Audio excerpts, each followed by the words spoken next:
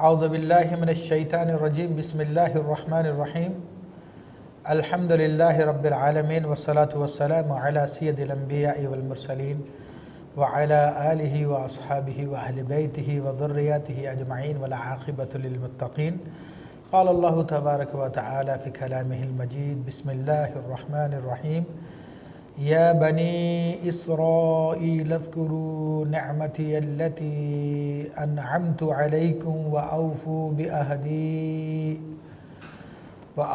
بأهدي أوفي بأهدكم وإياي فارهبون صدق الله العظيم وصدق رسوله النبي الكريم ونحن على ذلك لمن الشاهدين والشاكرين والحمد لله رب العالمين مولاي صل وسلم دائما أبدا على حبيبك خير الخلق كلهم رب اشرح لي صدري ويسر لي أمري واحلل عقدة من لساني يفقهوا قولي۔ اس پانچویں رکوع میں اللہ تبارک و تعالیٰ نے بنی اسرائیل کا ذکر فرمایا اور یہاں سے لے کر سیقول تک مسلسل بنی اسرائیل سے اللہ تبارک و تعالیٰ نے خطاب فرمایا۔ کبھی تو ان پر اپنے احسانات کو یاد دلایا، کبھی ان کی نافرمانیوں کو ذکر کیا، مختلف انداز سے اللہ تبارک و تعالیٰ نے حق کی طرف دعوت دی، کیونکہ بنی اسرائیل کو اللہ تبارک و تعالیٰ نے جو عہد لیے تھے، ان سے جو وعدے لیے تھے وہ بھی یاد دلائے، اور اس آیت طیبہ میں اللہ نے اسی کی جانب اشارہ فرمایا۔ قبل اس کے کہ میں نے آیت طیبہ کے مفہوم کے بارے میں گفتگو کروں، یہاں میں بنی اسرائیل کی وضاحت کر دوں کہ بنی اسرائیل کا لفظی معنی تو ہے کہ اسرائیل کی اولاد، اور اسرائیل حضرت یعقوب علیہ السلام کا لقب ہے، اور یعقوب علیہ السلام حضرت اسحاق علیہ السلام کے فرزند ہیں، اور اسحاق علیہ السلام حضرت ابراہیم علیہ السلام کے فرزند ہیں۔ سیدنا ابراہیم علیہ السلام کے 8 فرزند تھے، جن میں 2 کے نام بہت مشہور ہیں، حضرت اسماعیل علیہ السلام جن سے قریش ہیں پورے کے پورے، اور پھر دوسری جو نسل ہے وہ حضرت اسحاق علیہ السلام یعقوب علیہ السلام سے ہے، اور یہ یعقوب علیہ السلام کے 12 بیٹے تھے، تو یہ سب کے سب جو ہے یہودی کہلاتے ہیں، اور یہی 12 قبیلے یہودیوں کے 12 کہلاتے ہیں۔ اللہ تبارک و تعالیٰ نے بنی اسرائیل کو اس لقب سے پکارا کہ حضرت یعقوب علیہ السلام کا یہ لقب پسندیدہ لقب تھا، اور اس کا معنی ہے اللہ کا بندہ، عبداللہ، یا بعض علماء نے فرمایا کہ اسرا کا معنی ہے برگزیدہ، یعنی اللہ کا برگزیدہ بندہ۔ یہ لقب آپ کو ملا انعام کے طور پہ۔ سیدنا اسحاق علیہ السلام ایک مرتبہ عبادت الہی میں مصروف تھے، آپ نے اپنے فرزند یعقوب علیہ السلام سے ارشاد فرمایا کہ کسی کو آنے مت دیجیے گا، میری عبادت میں خلل نہ پڑے۔ تو ایک فرشتہ انسانی شکل میں آ رہا، اس نے حضرت اسحاق علیہ السلام سے ملنے کی خواہش ظاہر کی، جس پہ حضرت یعقوب علیہ السلام نے اسے منع کیا اور تکرار ہوئی۔ تو اسحاق علیہ السلام باہر تشریف لائے اور آپ نے پوچھا کیا معاملہ، تو دیکھا کہ وہ اللہ کے فرشتے ہیں، تو آپ نے ان کو بلا لیا اور معذرت کی۔ تو اس پر اس فرشتے نے عرض کی کہ حضور یہ بچہ مجھے بہت پسند آیا، اور پھر انہوں نے لقب کے طور پر کہ یہ نام آپ کو اسرائیل کا لقب دیا، کیونکہ آپ نے اپنے والد کی بہت اچھی خدمت کی تھی۔ تو اللہ تبارک و تعالیٰ نے یہ لقب بیان فرما کے اہل یہود کو اللہ کا یہ نام بھی یاد دلا دیا کہ تم دیکھو تم کس کے اولاد سے ہو، تمہارا کس سے تعلق ہے، جو کہ حق والے تھے، اور تو تم بھی ان کی طرح حق کی پیروی کرو۔ پھر اللہ نے فرمایا کہ وہ نعمت یاد کرو جو میں نے تم پر دی تھی۔ تو اللہ نے کون سی نعمت دی تھی، ان کا بیان بہت تفصیل کے ساتھ آگے آ رہا ہے۔ فرمایا کہ وَأَوْفُوا بِعَهْدِي، پس تم مجھ سے جو عہد کیا تھا اس کو پورا کرو۔ اوفی بعہدکم، تو میں نے جو عہد تم سے کیا تھا وہ پورا کرتا ہوں۔ تو اس عہد کے حوالے سے بہت گفتگو ہے، لیکن اس ساری کی ساری دعوت کے اعتبار سے اللہ تبارک و تعالیٰ نے جس عہد کی طرف اشارہ کیا ہے وہ وہی عہد ہے کہ تمام کے تمام انبیاء کرام علیہ السلام نے اپنی امتوں سے بھی عہد لیا تھا کہ وہ اللہ وحدہ لا شریک کی عبادت کریں گے اور کسی کو شریک نہیں کریں گے اس کے ساتھ۔ اور پھر نبی علیہ السلام کے بارے میں بھی ہر نبی نے اپنی امت سے عہد لیا تھا کہ جب بھی وہ نبی علیہ السلام نبی آخری زمان تشریف لائیں گے، ان پہ ایمان لانا اور ان کی مدد کرنا۔ تو اللہ نے یہود کو اسی عہد کی طرف اشارہ فرمایا اور فرمایا کہ تم میرا عہد پورا کرو تو میں اپنا عہد پورا کروں گا، یعنی تمہیں جو سیادت دی ہوئی ہے، یہ تمہاری سیادت کو، تمہارے علم کو، تمہارے مرتبے کو پھر میں ہمیشہ کے لیے بلند رکھوں گا۔ تو یہ اللہ تعالیٰ ان سے وعدہ تھا۔ وَإِيَّايَ فَارْهَبُونِ، خاص مجھے سے ڈرو۔ تو یہاں پر اللہ تبارک و تعالیٰ نے فرما دیا کہ دنیا کے معاملات کو چھوڑ دو، دنیا کے ضائع ہونے کا خوف نہ کرو، بلکہ اللہ کا ڈر رکھو، اور اللہ سے ڈرتے ہوئے جو ہے اللہ کے عہد کو پورا کر دو۔ پھر یہاں پہ علماء نے ایک نقطہ اور بیان فرمایا کہ بنی اسرائیل پہ اللہ نے جو نعمتیں نازل فرمائی تھی تو ان کو یاد کرنے کا حکم دیا۔ بنی اسرائیل کو بہرحال اللہ نے بہت نعمت عطا فرمائی، تو جو بھی نعمت عطا فرمائے اس کو یاد کرنے کا حکم دیا۔ تو پتہ چلا کہ اللہ تعالیٰ جس کو بھی نعمت عطا فرمائے تو اللہ کی نعمتوں کا تذکرہ کرے، چرچا کرے۔ خود دوسرے مقام پہ سورہ والضحیٰ میں اللہ نے واضح لفظوں میں فرمایا وَأَمَّا بِنِعْمَتِ رَبِّكَ فَحَدِّثْ، بس تو اپنے رب کی نعمت کا چرچا کر، ذکر کر۔ تو پتہ چلا کہ معراج شریف کرنا اس آیت طیبہ سے ثابت ہے، بزرگان دین کے عرس منانا اس آیت طیبہ سے ثابت ہے کہ اللہ کے نبی سے بڑھ کے تو کوئی نعمت نہیں ہے اس کائنات میں۔ یہ تو وہ نعمت ہے کہ جس کا اللہ نے احسان جتلایا، لقد من اللہ علی المؤمنین، اللہ نے کسی اور چیز کا احسان نہیں جتلایا تو اپنے حبیب کا احسان جتلایا کہ اللہ نے مومنین پر احسان فرمایا انہیں سے ایک رسول بھیج کر۔ تو ان کا تذکرہ معراج کی صورت میں کیا جاتا ہے، اولیاء کا تذکرہ عرس کی صورت میں کیا جاتا ہے، تو شریعت کے موافق ہو تو اس میں یہ خود قرآن طیبہ کی آیت طیبہ سے ثابت ہے۔ اور جو لوگ خلاف شرع کام کر رہے ہیں تو ان کو منع کیا جائے خلاف شرع کام کرنے سے، نہ کہ اصلاً میلاد کا انکار کر دیا جائے، نہ ہی اصلاً بزرگان دین کے عرس کا انکار کر دیا جائے، تو یہ قرآن مجید کی تعلیمات کے خلاف ہے۔ تو اب یہود کے اندر مسئلہ یہ تھا کہ یہود مدینہ منورہ میں رہتے تھے، اور ایک زمانے تک تو نبی علیہ السلام کے ظہور سے پہلے تو خود وہ حضور علیہ السلام کے بارے میں لوگوں کو بتایا کرتے تھے۔ لیکن جب حضور علیہ السلام یہاں پہ تشریف لائے اور انہوں نے دیکھا کہ آپ علیہ السلام بنی اسرائیل سے نہیں ہیں بلکہ بنی اسماعیل سے ہیں، تو انہوں نے حضور علیہ السلام کی علامتیں چھپا لی۔ یہ علامتیں چھپانے کا مقصد یہ تھا کہ لوگ حضور کو نہ پہچان سکیں، کیونکہ لوگوں نے جب حضور کو پہچاننے شروع کیا تو سب سے اپنا دامن چھڑا کر حضور علیہ السلام کی غلامی میں آنے لگے، حضور کی اطاعت و فرمانبرداری کرنے لگے۔ اور یہود کا معاملہ یہ تھا کہ ان لوگوں کے رؤسا نے، ان کے علماء نے لوگوں پہ بھتے مقرر کیے ہوئے تھے، جو لوگوں کے مال سے باقاعدہ وہ لیا کرتے ہیں بھتے، اور ان کی کمائیوں میں اپنے حصے لگائے ہوئے تھے۔ پھر نذرانوں کی صورت میں، تحفے کی صورت میں ان کو بہت کچھ مال ملا کرتا تھا۔ ان لوگوں نے دیکھا کہ اگر ہم حضور علیہ السلام کی علامت ظاہر کر دیتے ہیں اور خود حضور علیہ السلام پہ ایمان لے آتے ہیں تو لوگ تو ہماری غلامی سے نکل جائیں گے۔ تو اپنی سیادت کو قائم کرنے کے لیے ان لوگوں نے حضور کی نعت کو چھپایا۔ تو اللہ نے یہ ارشاد فرمایا کہ وَآمِنُوا بِمَا أَنزَلْتُ مُصَدِّقًا لِمَا مَعَكُمْ، تم ایمان لیا اس پر جو تصدیق کرنے والا ہے اس کی جو تمہارے پاس ہے، یعنی تمہارے پاس توریت و زبور ہے، اس کی تصدیق کی قرآن مجید کرتا ہے۔ وَلَا تَكُونُوا أَوَّلَ كَافِرٍ بِهِ، اور تم پہلے کافر نہ ہو جاؤ، سب سے پہلے انکار کرنے والے نہ ہو جاؤ۔ تو قرآن مجید کی خوبی کی گزشتہ کتابوں کی قرآن مجید تصدیق کرتا ہے۔ گزشتہ انبیاء کرام پر جو لوگوں نے الزامات لگائے قرآن مجید ان کو ٹالتا ہے۔ تو اللہ تعالیٰ نے فرمایا کہ تم اس پہ ایمان لے آؤ، اس کی سچائی کی علامت یہ ہے۔ اور محمد صلی اللہ علیہ وسلم جو کسی انسان سے نہیں پڑھے ہوئے، ان کو ان باتوں کا علم ہو جانا اس بات کا دلیل ہے یہ قرآن مجید اللہ کا کلام ہے جو تمہاری کتابوں کی تصدیق کر رہا ہے۔ فرمایا کہ پہلے کافر نہ ہو جاؤ۔ اس کی وجہ یہ تھی کہ بہت سارے کفار اس انتظار میں تھے کہ یہودی اگر ایمان لے آتے ہیں تو ہم لوگ بھی ایمان لے آئیں گے، کیونکہ یہودی اہل علم تھے، اہل سیادت تھے، اہل وحی تھے، ان میں وحی نازل ہوتی رہی، تو اس لیے وہ یہودیوں کے پیچھے تھے۔ تو اب یہودی انکار کرتے تو وہ لوگ بھی انکار کرتے تھے۔ تو اللہ تبارک و تعالیٰ نے انہیں ڈرایا کہ تم پہلے منکر بن جاؤ گے، اور تمہاری وجہ سے جتنے لوگ پھر منکر ہوں گے، گمراہ ہوں گے، ان سب کا گناہ بھی تمہارے کاندھوں پہ آئے گا، تمہارا نامہ اعمال میں جائے گا۔ تو ان کو ڈرا دیا کہ تم پہلے کافر نہ بنو۔ وَلَا تَشْتَرُوا بِآيَاتِي ثَمَنًا قَلِيلًا، اور میری آیتوں کے بدلے میں تھوڑا مول نہ لو، تھوڑی قیمت نہ لو۔ تو یہ اسی جانب اشارہ کر دیا گیا ہے کہ یہود نبی علیہ السلام کی نشانیوں کو اس لیے چھپا رہے تھے کہ جو نذرانے مل رہے تھے، جو تحفے تحائف مل رہے تھے، جو بھتے مقرر کیے ہوئے تھے یہودیوں کی آمدنی میں، وہ بھتے ملنا بند ہو جائیں گے، نذرانے ملنا بند ہو جائیں گے۔ تو اللہ نے فرمایا کہ صرف ان نذرانوں کی وجہ سے تم اللہ کی آیتوں کو بیچ رہے ہو، اللہ کی آیتوں کو چھوڑ رہے ہو، تو نہ کرو یہ کام۔ وَإِيَّايَ فَاتَّقُونِ، مجھے سے ڈرو، نذرانوں کے ضائع ہونے کے خوف سے نہ ڈرو، اللہ سے ڈرے گا۔ تو قرآن میں اللہ فرماتا ہے کہ من یتق اللہ یجعل لہ مخرجا، جو اللہ سے ڈرتا ہے اللہ اس کے لیے راستہ نکال دیتا ہے اور اس کو ایسی جگہ سے رزق عطا فرماتا ہے جہاں سے اس کا گمان بھی نہیں ہوتا۔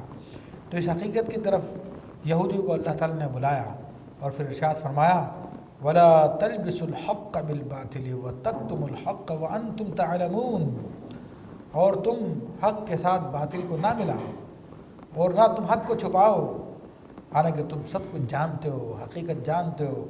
یہ وہی رسول کریم علیہ الصلوۃ والسلام ہے کہ جن کی آمد کی بشارتیں تم دیتے رہے ہو، جن کے وسیلے سے تم اللہ تعالیٰ کی بارگاہ میں فتح کی دعائیں مانگتے رہے ہو، آج تم ان کا انکار کر رہے ہو۔ اب یہودیوں کا حق کو چھپانے کے دو طریقے تھے۔ اگر ان کا کوئی ایسا آدمی پوچھتا حضور علیہ الصلوۃ والسلام کے بارے میں کہ جس کو آمد کی اطلاع ہوتی تھی کہ حضور علیہ الصلوۃ والسلام تشریف لائیں گے، میں ان سے کہتا کہ کیا حضور کے بارے میں لکھا ہوا، نبی آخری زمان کے بارے میں لکھا ہوا؟ تو وہ کہتے ہاں لکھا ہوا ہے۔ جب وہ علامتیں پوچھتا تو علامتیں بالکل بدل دیتے، بلکہ وہ باتیں بتاتے جو ابلیس کے بارے میں آئی ہیں، جو کہ دجال کے بارے میں آئی ہیں۔ مثلا اللہ تبارک و تعالیٰ نے اپنے حبیب علیہ الصلوۃ والسلام کی جناب بیان فرمائی جو توریت اور زبور میں تھی، تو اس میں فرمایا کہ نبی علیہ الصلوۃ والسلام خوبصورت ہوں گے، سرمگی آنکھیں ہوں گی، ان کا درمیانہ قد ہوگا، ان کے خوبصورت بال ہوں گے۔ مگر یہودیوں نے اس کو تبدیل کر دیا اور لوگوں کو بتاتے کہ وہ تو کنجی آنکھوں والے ہوں گے، نیلی آنکھیں ہوں گے، ان کی بال ان کے بکھرے ہوں گے، لمبا قد ہوگا، اس قسم کی باتیں کر کے ان لوگوں کو بہکاتے تھے جن کو کچھ نہ کچھ معلومات تھی، اور جن لوگوں کو بالکل معلومات نہیں تھی تو ان کو کہہ دیا کرتے تھے کہ سرے سے کہ کوئی ان کے بارے میں کوئی معلومات نہیں ہے، کوئی ان کی نشانیاں نہیں بیان کی گئی ہیں۔ تو اس لیے اللہ نے فرمایا کہ وَلَا تَلْبِسُوا الْحَقَّ بِالْبَاطِلِ، تم حق کو باطل کے ساتھ نہ ملاؤ۔ یہ تو کہتے ہو کہ نبی آئیں گے مگر علامتیں بدل دی، تو نبی کا آنا حق ہے لیکن علامتوں کو بدل دینا یہ باطل ہے۔ تو اس حرکت کی طرف اشارہ کر دیا۔ وَتَكْتُمُوا الْحَقَّ، اور تم حق کو چھپاتے ہو ان لوگوں سے جن کو بیچاروں کو بالکل بھی نہیں پتہ۔ تو دونوں حرکتوں کو بیان کر دیا۔ پھر اللہ تبارک و تعالیٰ نے ان کا مرض بیان کرنے کے بعد اس کا علاج بتایا۔ یہ جو تم تحریفیں کر رہے ہو یہ تمہارا ایک مرض روحانی مرض ہے، اس کا علاج کس چیز میں ہے؟ تو اللہ تبارک و تعالیٰ نے علاج بیان فرمایا وَأَقِيمُوا الصَّلَاةَ، تم لوگ نماز قائم کرو۔ وہ نماز وہ عظیم عبادت ہے جو انسان کو بے شرمی بے حیائی کے کاموں سے روکتی ہے۔ نماز کے ذریعے انسان اپنے رب کی بارگاہ میں حاضر ہو جاتا ہے۔ نماز کے ذریعے اس احساس کو اس کے اندر پیدا کیا جاتا ہے کہ تمہارے تمام اعمال کو اللہ تبارک و تعالیٰ دیکھ رہا ہے۔ تو جب بندہ اس بات پر یقین کر لے کہ اللہ مجھے دیکھ رہا ہے تو وہ ہرگز بھی گناہ نہیں کر سکتا۔ تو یہاں پر یہودیوں سے یہ کہا گیا کہ تم دنیا کی غفلتوں میں پڑ گئے ہو، اپنے رب سے تم نے پشت پھیر لی ہے، تو تم نماز کو قائم کرو۔ نماز کو قائم کرو گے تو تمہارے دل کی صفائی ہوگی، تمہیں اپنی بارگاہ کی حضوری، رب کریم کی بارگاہ کی حضوری حاصل ہوگی، تو تمہارا یہ مرض دور ہو جائے گا۔ وَآتُوا الزَّکَاۃَ، اور تم زکوٰۃ ادا کرو۔ زکوٰۃ ادا کرنے سے مال کی محبت کم ہو جائے گی، کیونکہ زکوٰۃ کی خوبی حکمت ہے کہ مال کی محبت کو ختم کر دیتی ہے۔ وَارْكَعُوا مَعَ الرَّاكِعِينَ، اور رکوع کرنے والوں کے ساتھ رکوع کرو، یعنی جماعت میں شامل ہو جاؤ، مسلمانوں کی جماعت میں شامل ہو جاؤ۔ تو جماعت کے ساتھ جب نماز پڑھیں گے تو پھر دل سے میل کھاتے ہیں، دل سے قریب آ جاتے ہیں۔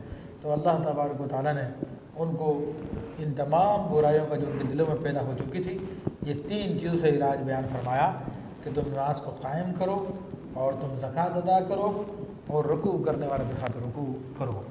یہاں سے جماعت کی فضیلت بھی ظاہر ہو جاتی ہے کہ حدیث کریمہ کے مطابق وہ نماز جو بغیر جماعت کے پڑھی جائے تو اس کے مقابلے میں جماعت سے پڑھی جانے والی نماز کا ثواب 27 گنا زیادہ ہوتا ہے۔ پھر اللہ تبارک و تعالیٰ نے یہاں پہ زکوٰۃ کی اہمیت کو بیان کر دیا اور نماز کی اہمیت کو بیان کر دیا۔ پھر یہاں پہ علماء یہ نقطہ بیان فرمایا کہ اگر کسی کو جماعت میں رکوع مل جائے تو اس کو پوری رکعت مل جاتی ہے۔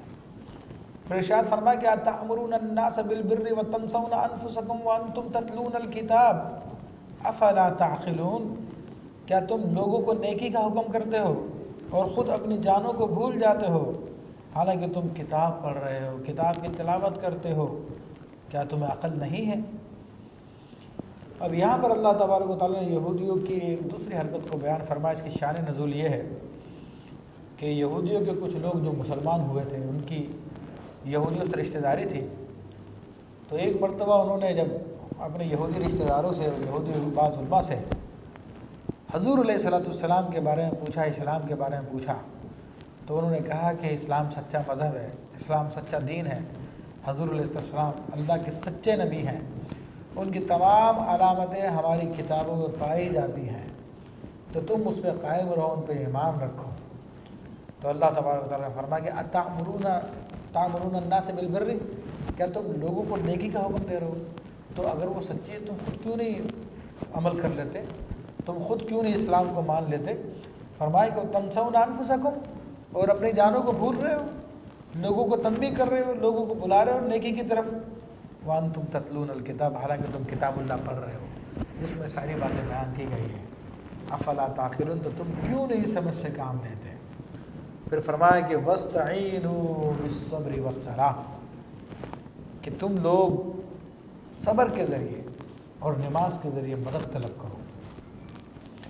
اب چونکہ ان لوگوں کے مرض تھے مختلف قسم کے، تو پہلے بھی اللہ تبارک و تعالیٰ نے ایک علاج بیان فرمایا، اب یہاں پر اگلا ان کا علاج بیان فرمایا، مکمل علاج ان کا بیان کر دیا کہ تمہارے دلوں میں جو دنیا کی محبت آ گئی ہے، جس کی وجہ سے تم حق کا اقرار نہیں کر رہے، حق کو قبول نہیں کر رہے جانتے بوجھتے، تو اس بیماری کو دور کرنے کے لیے تم صبر کے ذریعے مدد حاصل کرو اور نماز کے ذریعے مدد حاصل کرو۔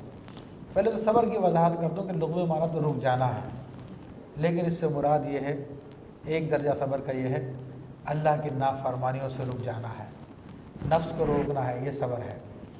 دوسرا درجہ یہ ہے کہ اللہ تعالیٰ کے احکام پہ عمل کرنے میں جو مشقتیں آتی ہیں ان پہ صبر کرنا ہے۔ اور ایک درجہ یہ ہے کہ جب بھی کوئی آفت یا مصیبت آ جائے تو اس پہ شور شرابہ نہ کیا جائے، واویلا نہ کیا جائے، بلکہ اس پہ صبر سے کام لیا جائے۔ تو یہ صبر کے 3 درجے ہیں جو علماء نے بیان فرمائے ہیں۔ تو اللہ تعالیٰ نے یہاں پہ ارشاد فرمایا کہ تم صبر سے کام لو۔ اگر تمہیں یہ خوف ہے کہ نبی کریم رؤوف الرحیم صلی اللہ تعالیٰ علیہ وسلم پر ایمان لانے کی وجہ سے تمہاری سیادت چلی جائے گی، تمہیں جو لوگوں سے بھتے مل رہے ہیں، جو تحفے مل رہے ہیں، نذرانے مل رہے ہیں، وہ چھن جائیں گے، تو کوئی بات نہیں، صبر کرو۔ صبر کرو گے تو اللہ تبارک تعالیٰ کی معیت حاصل ہوگی۔ اور پھر فرمایا کہ تم نماز سے مدد حاصل کرو۔ اب نماز اللہ تعالیٰ کی وہ عظیم عبادت ہے کہ جس کے ذریعے انسان کو قلبی سکون حاصل ہوتا ہے، کیونکہ نماز میں انسان کا جسم بھی مصروف ہوتا ہے، اس کا قلب بھی مصروف ہوتا ہے، زبان بھی مصروف ہوتی ہے، اور نماز میں انسان اپنے رب کو یاد کرتا ہے۔ جب انسان اپنے رب کو یاد کرتا ہے تو جیسا کہ ابھی میں نے ذکر کیا کہ وہ بے شرمی بے حیائی کے کاموں کو بھی نماز منع کرتی ہے، اس کے ساتھ ساتھ انسان کی باطنی بیماریوں کو بھی دور کرتی ہے۔ یہ حسد، کینہ، لالچ وغیرہ یہ سب کے سب نماز کی برکت سے دور ہو جاتی ہے، جبکہ بندہ صحیح طور پہ نماز ادا کرے۔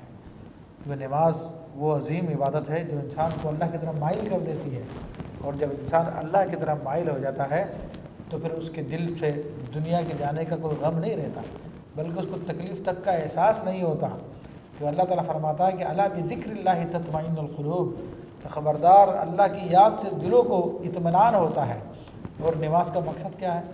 خود رب کریم نے ارشاد فرمایا کہ اقم الصلاۃ لذکری، کہ میری یاد کے لیے نماز قائم کرو۔ تو یہود و نصارہ کو بھی یہ مشورہ دیا گیا کہ تمہیں اپنی دنیا کے جانے کا خوف ہے، تمہاری سیادت جانے کا خوف ہے، تو اس خوف کا علاج یہ ہے کہ ایک تو تم صبر کرو، دوسرا ہے کہ نماز قائم کرو۔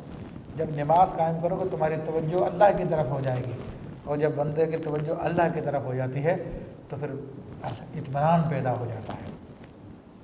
سیدنا علی کرم اللہ وجہ الکریم کا واقعہ آتا ہے کہ ایک مرتبہ آپ کی ران پر تیر لگا تو اس کو نکالنے میں بڑی تکلیف ہوتی تھی۔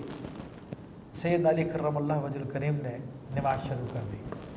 جب آپ نے نماز شروع کر دی تو لوگوں نے آپ کی ران میں پیوست تیر کو نکال لیا اور آپ کو احساس تک نہ ہوا۔ تو یہ نماز کی ماہیت ہوتی ہے رب کریم کی بارگاہ میں، کہ جب بندہ اتنی توجہ کے ساتھ پڑھتا ہے تو پھر اس کو دنیا و مافیہ کی خبر نہیں ہوتی ہے۔ تو اسی لیے اللہ تبارک و تعالیٰ نے خاص طور پہ مشورہ دیا کہ وَاسْتَعِینُوا بِالصَّبْرِ وَالصَّلَاةِ، تم اپنے قلبی امراض تم میں پیدا ہو چکے ہیں، تم اس پر نماز کے صبر کے ذریعے اور نماز کے ذریعے مدد حاصل کرو۔ پھر دوسرا اہم نقطہ یہ ہے کہ بعض لوگ شرک کی رٹ لگائے رکھتے ہیں، ہر بات میں کہتے ہیں کہ غیر خدا سے مدد لینا شرک ہے، حالانکہ ہم سورہ فاتحہ میں اس کی وضاحت کر چکے ہیں کہ غیر خدا سے مدد لینا اس وقت شرک ہوتا ہے کہ جب کسی کو خدا جان کر یا خدا کی الوہیت میں شریک جان کر، اس کی ذات و صفات میں شریک جان کر اس کی تعظیم کی جائے، اس سے مدد طلب کی جائے، تو وہ شرک ہے۔ لیکن اگر کسی کو خدا نہ جانا جائے، نہ ہی خدا کی الوہیت میں شریک جانا جائے، تو پھر وہ شرک نہیں ہے۔ اب یہاں پر ہمیں صبر کے ذریعے مدد طلب کرنے کا حکم دیا گیا، کیا صبر خدا ہے؟ نہیں۔ کیا نماز کا حکم دیا گیا؟ کیا نماز خدا ہے؟ نہیں۔ تو پتہ چلا کہ غیر خدا سے مدد لینا جائز ہے جب کہ اس کو خدا نہ تو خدا سمجھا جائے، نہ خدا کی خدائی میں شریک سمجھا جائے۔ لیکن نماز کے ذریعے مدد کون حاصل کر سکتا ہے؟